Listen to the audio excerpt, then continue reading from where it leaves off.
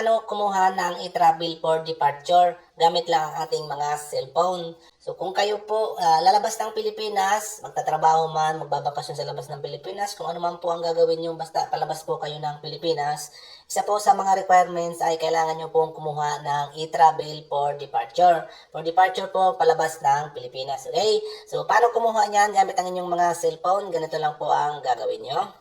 Una po, kailangan nyo lang pumunta sa inyong mga browser ng cellphone nyo. Gagamitin kong browser ay Chrome. Open nyo po. Pagdating dyan sa inyong mga browser, i-search nyo po itong link or website ng e-travel. Dapat po exact na link kung ano po yung type ko dyan, yan din po ang isi-search nyo. https://travel.gov.ph. Yan po, link na yan, website na yan, ang eksakto pong itatype nyo. Kasi marami pong website dyan na phishing site or may mga bayad pong site. Ito pong site na ito ay direct na kayo mapupunta sa mismong website ng e-travel. So wala pong bayad ang e-travel na to, libre lang po itong makukuha nyo sa online. So, okay mo lang po yan or i-open nyo. And then, mapupunta po kayo dito sa website ng e-travel. So, dito po sa website ng e-travel, may mga kailangan po kayong information na pilapan. Okay? So, bago po kayo mag-fill out or bago po kayo kumuha ng e-travel, pili po kayo makakuha nito sa loob ng 72 hours or under 72 hours. Hindi po kayo pwede makakuha or 3 days po ito. Hindi po kayo pwedeng kumuha nito 4 days before ang flight nyo. Okay? Kailangan under 3 days. Halimbawa, ang flight nyo po ay January 15, kailangan po mag-start po kayong kumuha ay January 13, 14, and 15 bago po kayo mag-check-in. Diyan po kayo pwedeng kumuha. Okay, madali lang naman po kumuha nito. Basta may internet and cellphone, i-follow mo lang po ito. So, pagdating po dito sa e-travel website, so, ayan, pilapan po natin ito. So, una po ang ating register, ayan. Kung kayo po ay foreign passport, babalik na kayo sa ibang sa bansa ninyong pinagmulan or ikukuha nyo po na i-travel ang mga kakilala nyong foreigner, dito po kayo sa foreign passport, okay? Kung kayo naman po OFW or maglalabas lang ng bansa, magmamasyal or may pupuntahan, dito po kayo sa Philippine passport holder tayo, ha? Piliin nyo po yan, ayan. And then, citizenship, siyempre, piliin nyo po dyan, Pilipino. I-click nyo lang po ang mga gilid na yan, ayan, click nyo yan. And then, piliin nyo po ang Pilipino. Ayan. And then, traveler type. Ano po ba kayo? Siyempre po, ang kukuhain po natin dito ay departure, leaving the Philippines. Yan po ang pipiliin natin. Ayan po ha. So, dito po kasi sa isa, arrival, ito yung mga papasok ng Pilipinas. So, mayroon po akong separate tutorial niyan kung kayo po ay kukuha ng e-travel, papasok ng Pilipinas. Kung palabas po, departure po ang pipiliin nyo. Ayan, departure. And then, transportation type, kung ano po yung mga sasakyan nyo, aeroplano po ba or barko? Wala pong lalangoy dyan ha. So, siyempre, aeroplano po ako. Yan. And then, date of departure. Anong araw po ba ang inyong departure? So, halimbawa po ngayon ay, click nyo po yan. Hindi nalabas po yan. Halimbawa ngayon po ay January 10, and then ang alis ko ng Pilipinas ay January 12. Yan po. Yan po kayo pwede nang mag-start. Yan po. Lalabas po yan dyan. And then, enter nyo po dito ang inyong mga valid email. And then, ang inyong mga valid email again. Parehas po yan dalawa. I-type nyo po. Halimbawa po ang valid email nyo ay Roronoa, ganyan. I-type nyo po. Ayan. Roronoa. Ayan po. Dapat po parehas ang dalawang yan. And then, i-click nyo po itong malit na box. Ayan. And then, i-click ko naman itong yes, I agree. Then, pag okay na po yung mga information dyan na nilagay nyo, make sure lang po na tama para wala po kayong problema. Then, i-click nyo na po itong continue. Ayan. And then, mapupunta po tayo dito sa 4 step na kailangan po nating pilapan para po makakuha tayo ng e-travel. Una po, ang ating mga personal profile. Ito pong personal profile, mga kabayan, pangalan po natin ito, personal information. Una po, ang ating mga pangalan. First name. Middle name optional, pwede po kayong maglagay dyan or hindi. Last name, yan po, kailangan nyo pong maglagay dyan, ang inyong apelyido.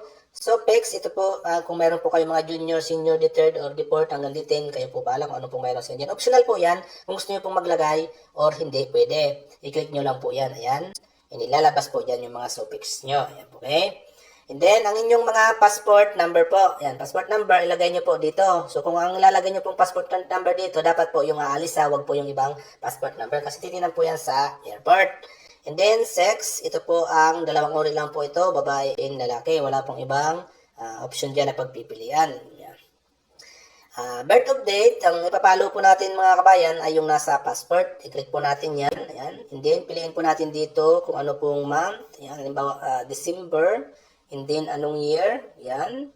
Halimbawa, 1991. Ganon. And then, anong date po. Halimbawa, pinanganak ka, kapanganakan ng ating Panginoon. 25. Yan po. And then, citizenship, meron na po dyan. Country of birth, ito po yung kung saan po tayo pinanganak. Ayan. Kung pinanganak po kayo sa ibang planeta or sa ibang bansa, click nyo po yan, and then hanapin nyo po dito. Ayan. Yan po. Siyempre, dahil Pilipino tayo, dito tayo sa nating bayan. So, occupation, kung ano po yung trabaho nyo dito sa Pilipinas or yung trabaho nyo po na pupuntahan. Ayan. Click nyo po yan. And then, piliin nyo po dito, yan, sa baba. Ayan. Halimbawa, yung mga, maghanap po kayo dyan ng pinakamalapit, hindi yung exact na lang, kasi kakaunti lang naman ito pagpipilian dito. Halimbawa po, domestic helper kayo. Ayan, i-click nyo po yan. Ayan. Malalagay po yan dyan. And then, dito, mobile number, kung kayo naman po mayroon ng ibang number na gagamitin, halimbawa international or halimbawa po sa Saudi, or babalik kayo sa Saudi, and then yung Saudi number na gagamitin nyo, pwede po yan, piliin nyo po yan, yan, ayan. And then, hanapin nyo po dito yung Saudi na country code, okay? So, siyempre, Pilipinas po muna tayo, and then ilagay nyo po yung number ng ilalagay nyo po dito. Make sure lang po na valid po yan, okay? Then, pag okay na po yung mga information nyo dito, na-fill up nyo na po yan, i-click nyo na po itong next na ito.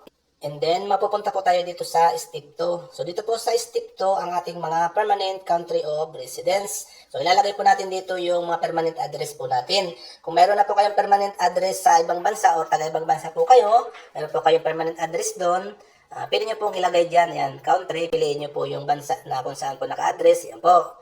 Kayo po bahala. So, siyempre, Philippine muna ako. Yan. And then, isit nyo po yan. Pag nakapili kayo ng country, lalabas po yung mga state dyan, province, municipality. Ilagay nyo po yan dyan. Katulad nito, province. Ako po ay halimbawa, taga dito ako sa, saan ba ako? Capiz, yan. And then, city, municipality, barangay, and then, street nyo. Kung wala po kayong street, lagay nyo po none. And then, dito sa address line to, optional naman po yan. Kung gusto nyo maglagay. Kung may iba po kayo ng address, pwede nyo pong ilagay. Then, pag okay na po, nalagay nyo na po yung mga information dyan, nalagyan nyo na po. Make sure lang po na wala pong blank except dyan sa mga optional, And then, i-click nyo na po itong next button. And then, mapupunta na po tayo dito sa step 3. So, dito po sa step 3, ang ating mga travel detail. Ang travel detail na to, ito na po yung makikita natin sa ating mga ticket. Kaya make sure lang po na hawak natin or alam po natin yung mga information ng ating mga ticket or yung ating mga travel detail. Okay? So, dito, country of destination. Yan po. Saan po kayo papunta? I-click nyo po yan. Halimbawa, papunta po kayo sa Saudi. Halimbawa, ganyan. O sa Amerika. Hanapin, search nyo lang po yan dyan. Lalabas po yan dyan. Ayan, Saudi. And then, destination address. So, kung saan po kayo papunta, halimbawa po, Jeddah, Saudi, ganun. Arabia, ganyan po, ilagay nyo po yan, okay? And then, dito naman po sa Are you an overseas or OFW, i-click nyo po yan. Kailangan nyo pong sagutan yan, yes or no. Kung kayo po ay mga traveler lang o visitor, dito po kayo sa no. Kung OFW, yes po, okay? OFW classification. Ano po ba tayong classification natin? Kung mga land-based or sea-based, i-click nyo po yan. Halimbawa po kayo ay domestic helper, i-click nyo po itong land-based. Yan. Naka-base po kayo sa lupa. Or kung kayo naman po ay nagtatrabaho sa mga offshore, seaman, dito po kayo sa sea-based. So, land-based po tayo. Ayan ako. Purpose of travel, i-click nyo po yan. And then hanapin nyo po kung ano po yung travel ng purpose nyo. Ayan, trabaho, ayan, work, employment. So, kung visitor o government, kayo po bahala dyan. Vacation, ayan po. So, dito po tayo sa work employment. Traveler type, siyempre ay tayo ay mga aircraft passenger, mga pasahero po tayo. Ayan, piliin po natin yan. And then, dito naman po sa name of airline, ito po yung mga aeroplanong sasakyan po natin. Ano po ba ang sasakyan natin? I-search po natin dito, halimbawa, Philippine Airline. Ayan, Philippine Airline. I-search nyo po dyan. Ayan, Philippine Airline. And then, flight number, makikita nyo po yan sa ticket nyo, kung ano po yung flight number nyo. Kaya dapat po makita nyo or malaman nyo po yung inyong mga ticket agad-agad. Halimbawa po ganyan, PR 120. Yan. And then, dito naman po sa airport of departure, saan po kayo magmumula? Halimbawa po, nagmula po kayo sa Naiya, i-click nyo po yan dyan. Ayan, i-click nyo po yan. Ayan, Naiya. Halimbawa, pinagmula natin ay Naiya. Hanapin nyo lang po dito ang Naiya Terminal 1. Ayan. So, halimbawa naman po, marami na dito. Halimbawa po, galing kayong Davao, pumunta kayo ng Naiya kasi doon po ang inyong flight. Hindi, wag nyo na po isama yung local flight. kailangan magmula po kayo doon sa NAIA, papunta po palabas ng ibang bansa. Iba po kasi may connecting, yung bawa Davao to NAIA, and then NAIA to Saudi, ganun, ibang flight nila. So kung magmumula kayo mismo sa Davao, pupunta direct sa Saudi, yun po ang pipiliin nyo kung saan po kayo nagmula. Okay, so dahil ito ay connecting, hindi nyo po kailangan. Pag connecting po, pag local, hindi po kasama, ha? So, simple dito sa Dinoy tayo magmumula, kaya Ninoy Aquino. And dito sa seat and bid number, optional naman po ito. Gagawin naman po ito ng Muslim nilalagay kasi hindi pa natin alam kung anong seat number po tayo. Except kung tayo ay mga special flight or mga business trip, okay? And then, pag okay na po, nalagyan nyo na po ito, make sure lang po na tama yung mga information na nilagay nyo dito. Then, pwede nyo na po itong i-click na next.